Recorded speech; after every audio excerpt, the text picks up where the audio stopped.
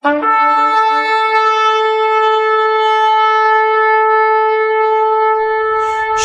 et bienvenue pour cette nouvelle vidéo. Aujourd'hui, nouvelle vidéo qui s'intitule Paul le faux Christ qui veut prendre la place du vrai Christ.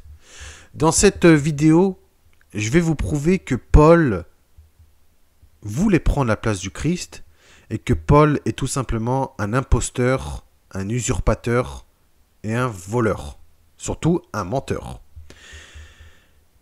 Je vous invite, comme d'habitude, à écouter cet audio jusqu'à la fin et je vous mettrai toutes les preuves dans la description.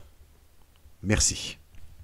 Bien, avant de commencer cette vidéo, je tiens à rappeler les paroles de Yeshua que lui-même déclare qu'il est la seule porte, Jean chapitre 10 verset 7 à 9, qu'il est le seul berger, Jean chapitre 10 verset 11 et Jean chapitre 10 verset 13 à 18, et qu'il est celui qui nourrit ses brebis, en d'autres termes, qui donne à ses brebis le pâturage et qui conduit ses brebis aux sources d'eau de la vie éternelle. Jean chapitre 10 verset 9 et Apocalypse chapitre 7 verset 17. Yeshua est donc la seule porte. Celui qui entre par cette porte sera sauvé. Il pourra entrer et sortir et il trouvera sa nourriture. Donc, Yeshua a bien dit « Je suis le bon berger. Je connais mes brebis et mes brebis me connaissent. » Donc, Yeshua a bien dit qu'il n'y aura qu'une seule bergerie, qu'un seul troupeau et qu'un seul berger. Malheureusement, il y a des voleurs qui sont venus dérober les brebis, les tuer, les égorger et les abandonner. Pourquoi je dis de telles paroles? Parce que, déjà, premièrement, Yeshua a dit que c'est lui qui donne la nourriture à ses brebis, tout comme l'Éternel nous donne chaque jour notre nourriture. Voilà. Eh bien, parce que il y a un autre berger qui a déclaré qu'il nourrissait les brebis du Seigneur. Cet autre berger n'est rien d'autre que Paul lui-même, puisqu'il déclare que c'est plutôt lui qui nous nourrit, comme est écrit dans 1 Corinthiens chapitre 3 verset 2, qui nous nourrit avec du lait. Vous voyez ? Alors que non, le véritable berger, déjà le véritable berger c'est l'Éternel qui nous donne chaque jour notre nourriture, et il y a aussi Yeshua son fils qui est notre berger. Lui aussi donne notre nourriture, notre pâturage, mais qui nous conduit aux sources d'eau de la vie éternelle. N'oublions pas que Yeshua a dit qu'il est le chemin, la vérité et la vie, que nul ne vient au Père que par lui-même, qu'il est la porte, le bon berger, qu'il est la résurrection et la vie. Voilà, Paul n'est rien de tout cela. Paul est sans aucun doute le voleur qui vient voler les brebis du Seigneur et les égorger comme Yeshua l'a annoncé. Dans Jean chapitre 10 verset 10, le voleur ne vient que pour dérober, égorger et détruire. Yeshua a bien averti qu'il y a plusieurs voleurs qui sont venus et qui se sont fait prendre pour lui, qui ont pris la place de Yeshua, que lui seul Yeshua est le seul berger. Mais des voleurs ont pris sa place pour égorger et pour voler des brebis. Vous voyez? Donc, Paul, lui, a déclaré que c'est plutôt lui qui nous a nourris avec du lait. Dans 1 Corinthiens chapitre 3 verset 2. Moi, en tout cas, ma position est que Yeshua a prévenu sur les activités de Paul. Et ici, Yeshua désigne un voleur. Bien évidemment, Paul n'est pas le seul voleur, puisqu'il y a eu d'autres voleurs comme Mohammed et d'autres faux prophètes, faux Christ qui sont venus dans le monde. Mais voilà, il faut savoir une chose, c'est que Paul était souvent en confrontation avec les disciples. Pourquoi? Déjà, d'une part parce que Paul était un menteur. En plus, Paul contredisait toujours les disciples de Yeshua, au point même de les insulter. Il y avait souvent de violentes altercations. Mais il faut savoir une chose, c'est que les disciples avaient fait plusieurs fois la remarque à Paul en lui disant qu'il n'était pas le Christ, puisque Paul se prenait pour le Christ. C'est pour ça qu'il y a eu souvent de violentes altercations, puisque les disciples Il disait, tu ne remplaceras jamais Yeshua. Parce que Paul voulait remplacer Yeshua. C'est pour ça, dans cette vidéo, je vais vous le prouver. Je vais vous le prouver et plusieurs preuves montrent que Paul voulait prendre la place de Yeshua. Tout simplement. Bien. Apparemment, Paul aimait être reçu comme un ange de Dieu ou comme Yeshua lui-même, puisqu'il déclare dans Galates chapitre 4, verset 14, « Et mis à l'épreuve par ma chair, vous n'avez témoigné ni mépris ni dégoût, vous m'avez au contraire reçu comme un ange de Dieu, comme Yeshua. » Donc là, on voit que Paul voulait être reçu avec les mêmes honneurs qu'un ange de Dieu ou les mêmes honneurs que Yeshua. Vous voyez ? Ensuite, il déclare qu'il détient les marques de Yeshua sur son corps. Donc, il déclare qu'il détient les stigmates du Christ. Dans Galates chapitre 6, verset 17, il déclare que personne désormais ne me fasse de la peine, car je porte sur mon corps les marques de Yeshua. Cela me fait rappeler les saints et les saintes, entre guillemets, qui déclarent qu'ils avaient reçu les stigmates du Christ et qu'eux-mêmes tombaient en extase pendant les prières. C'est pareil avec Paul. Paul déclare qu'il détient sur son corps les marques de Yeshua et que lui-même disait souvent qu'il était en extase pendant les prières. Donc vous voyez. Ensuite, il déclare qu'il a été crucifié avec le Christ. Galates chapitre 2, verset 20. Et veut que le Christ soit glorifié dans son corps, et non l'inverse, soit par sa vie, soit par sa mort, ce qui veut dire être adoré, vivant ou mort. Philippiens chapitre 1, verset 20. Il déclare qu'il détient la pensée de Yeshua en lui-même, mais pas les autres. 1 Corinthiens chapitre 2, verset 16. Alors, ce qui est assez contradictoire, il déclare que ce qui est bon n'habite pas en lui et n'a pas le pouvoir de faire le bien. Romains chapitre 7, verset 18. Comment ça se fait qu'il déclare qu'il détient la pensée de Yeshua en lui-même, mais pas les autres, mais qu'ensuite il déclare ce qui est bon n'habite pas en lui et n'a pas le pouvoir de faire le bien. Cette confusion à double esprit n'est certainement pas évocatrice de quelqu'un qui détient les pensées du Christ. Voilà. En plus, Paul, par orgueil, a repris une prophétie du prophète Isaïe en déclarant qu'il est avec Barnabas celui que Dieu a choisi pour être la lumière des nations, pour porter son nom jusqu'aux extrémités de la terre. Actes chapitre 13, verset 47. La prophétie que Dieu a choisi une personne pour être la lumière des nations, pour porter son nom jusqu'aux extrémités de la terre, de la prophétie d'Isaïe, de Isaïe chapitre 49, verset 6, cette personne n'est rien d'autre que Yeshua. Cette prophétie était réservée uniquement pour le Sauveur du monde, à savoir Yeshua. Puisque Yeshua a été choisi par Dieu, par son Père, notre Créateur, pour être la lumière des nations et pour porter son nom jusqu'aux extrémités de la terre. Paul a repris la prophétie du prophète Isaïe, donc Isaïe chapitre 49, verset 6, pour lui-même. Sauf que cette prophétie était réservée uniquement pour le Sauveur du monde, donc Yeshua. En plus, il disait souvent qu'il veut sauver des personnes comme si lui-même était le Sauveur du monde. Puisqu'il déclare « Je me suis fait tout à tous, afin d'en sauver de toute manière quelques-uns ». 1 Corinthiens chapitre 9, verset 22. Donc, vous voyez, Paul déclare que Dieu l'a choisi pour être la lumière des nations, pour porter son nom jusqu'aux extrémités de la terre, alors que cette prophétie est réservée pour Yeshua, et déclare qu'il veut tout simplement sauver de toute manière quelques-uns par tout moyen. Vous voyez ?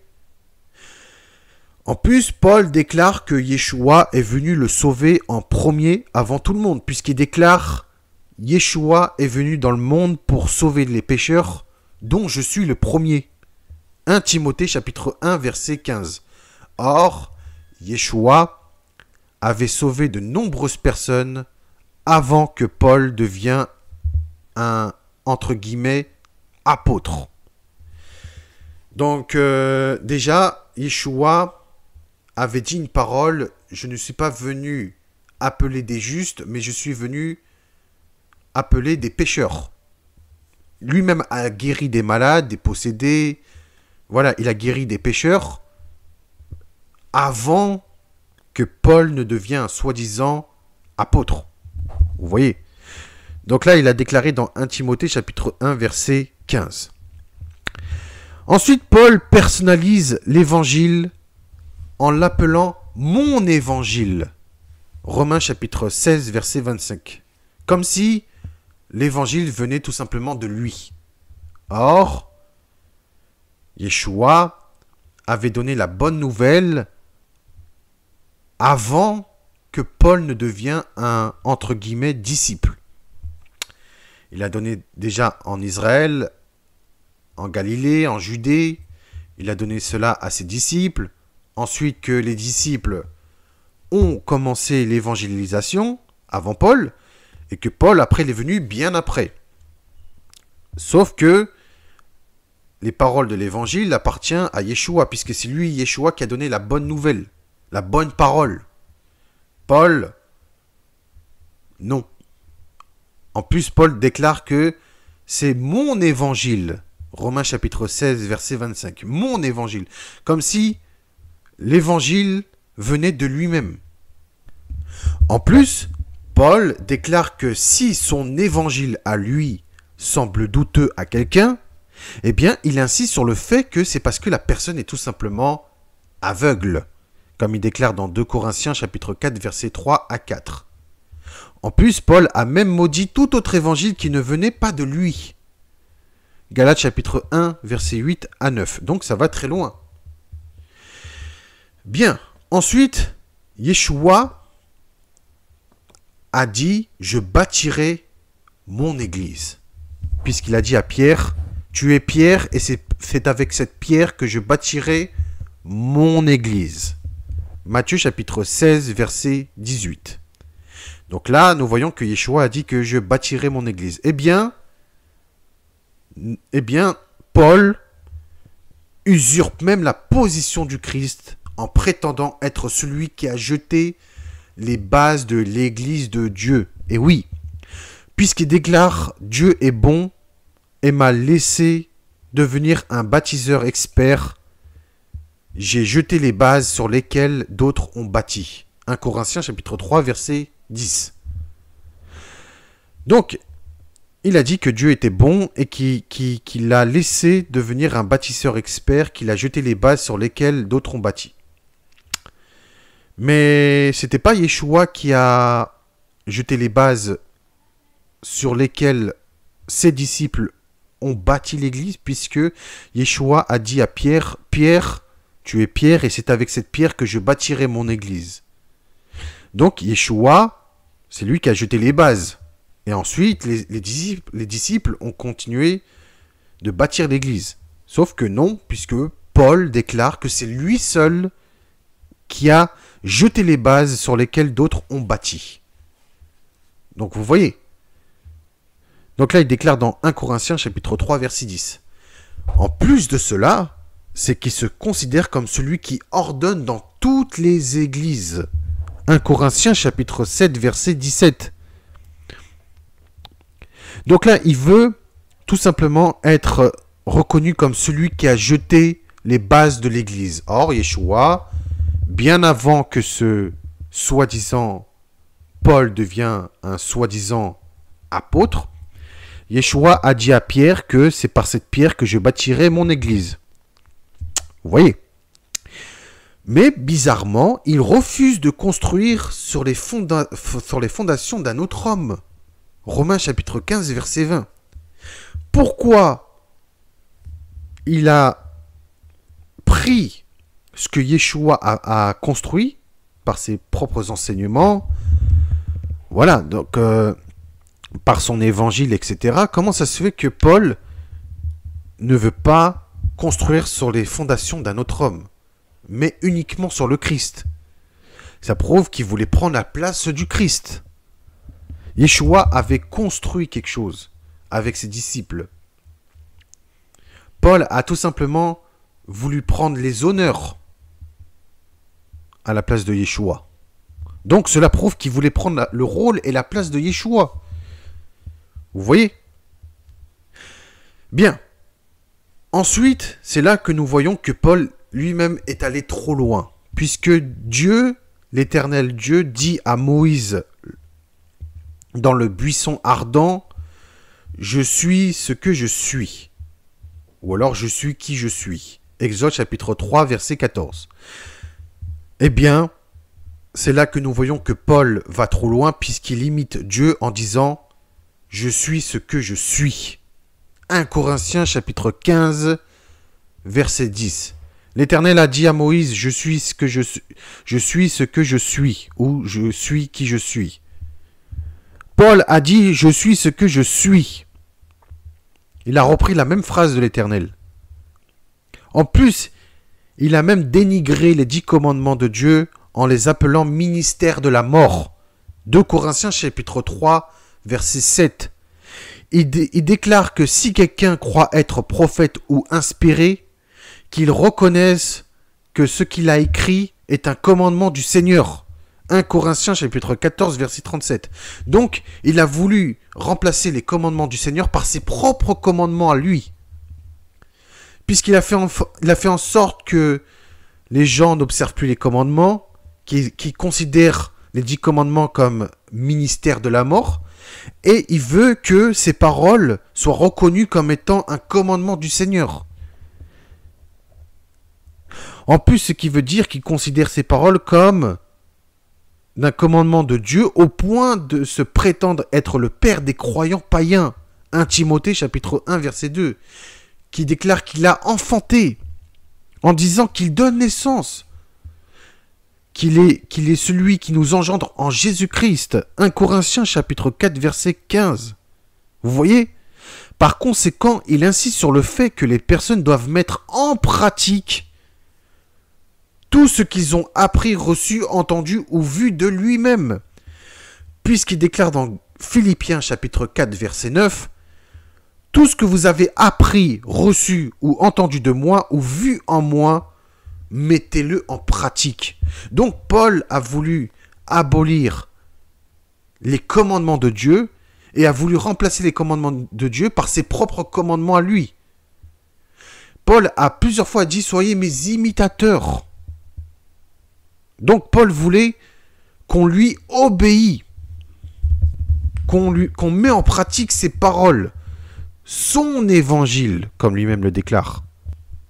En plus, Paul déclare qu'il s'acquitte du divin service en prenant même le statut d'un grand prêtre semblable à Christ, ordonné pour offrir des païens à Dieu comme offrande agréable.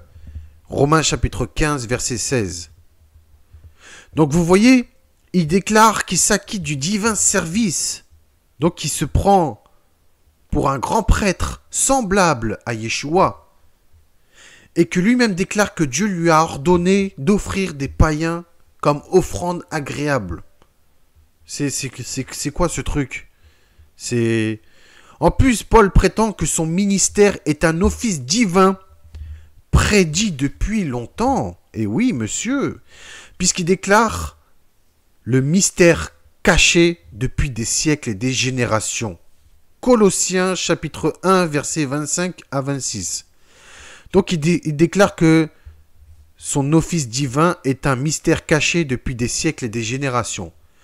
Et se prétend être même le mystère chrétien choisi avant le commencement du monde. Éphésiens chapitre 1, verset 4.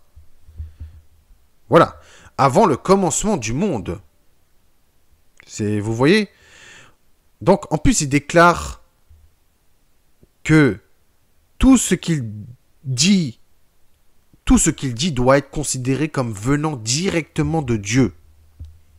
En conséquence, il recommande aux Corinthiens, quand vous avez reçu la parole de Dieu, que vous avez entendue de nous, vous l'avez acceptée non pas comme la parole des hommes, mais comme ce qu'elle est vraiment, la parole de Dieu. 1 Thessaloniciens chapitre 2 verset 13. Ce qui m'intrigue, c'est qu'il se considère comme le mystère chrétien choisi avant le commencement du monde. Or, nous savons très bien que Yeshua était présent avant la fondation du monde, et non Paul. C'était Yeshua qui était présent, puisque nous voyons que Yeshua a été créé avant la fondation du monde. Prenons le passage de Proverbes chapitre 8, versets 22 à 26. Nous voyons qu'il est écrit « L'Éternel m'a créé la première de ses œuvres. Avant ses œuvres les plus anciennes, j'ai été établi depuis l'éternité. Dès le commencement, avant l'origine de la terre, je fus enfanté quand il n'y avait point d'abîme, point de source chargée d'eau. Avant que les montagnes soient affermies, avant que les collines existent, je fus enfanté. Il n'avait encore fait ni la terre, ni les campagnes, ni le premier atome de la poussière du monde. » Vous voyez ? De plus, il déclare aussi dans Proverbes chapitre 8, verset 30, « J'étais à l'œuvre auprès de lui, et je faisais tous les jours ses délices, jouant sans cesse en sa présence. » Vous voyez, le roi Salomon, puisque c'est dans les livres des Proverbes, je le répète, livre des Proverbes, chapitre 8, versets 22 à 26, mais aussi chapitre 22, verset 30. L'Éternel m'a créé la première de ses œuvres avant les œuvres les plus anciennes, qu'il a été établi depuis l'éternité, dès le commencement, avant l'origine de la terre. C'est Yeshua, la première de ses œuvres. Et n'oublions pas ce qui est écrit dans Jean, chapitre 1, versets 1 à 5. Au commencement était la parole, et la parole était avec Dieu, et la parole était Dieu. Elle était au commencement avec Dieu. Toutes choses ont été faites par elle, et rien de ce qui a été fait n'a été fait sans elle. En elle était la vie, et la vie était la lumière des hommes. La lumière luit dans les ténèbres, et les ténèbres ne l'ont point reçue. Ensuite, quand nous voyons dans Jean chapitre 1, verset 10 à 13, nous voyons qu'il est écrit « Elle était dans le monde, et le monde a été fait par elle, et le monde ne l'a point connue. Elle est venue chez les siens, et les siens ne l'ont point reçue. Mais à tous ceux qui l'ont reçue, à ceux qui croient en son nom, elle a donné le pouvoir de devenir enfants de Dieu, lesquels sont nés, non du sang, ni de la volonté de la chair, ni de la volonté de l'homme, mais de Dieu. » Et ensuite, Jean poursuit. « Et la parole a été faite chair, et elle a habité parmi nous, pleine de grâce et de vérité, et nous avons contemplé sa gloire, une gloire comme la gloire du Fils unique venu du Père. » Jean chapitre 1, verset 14.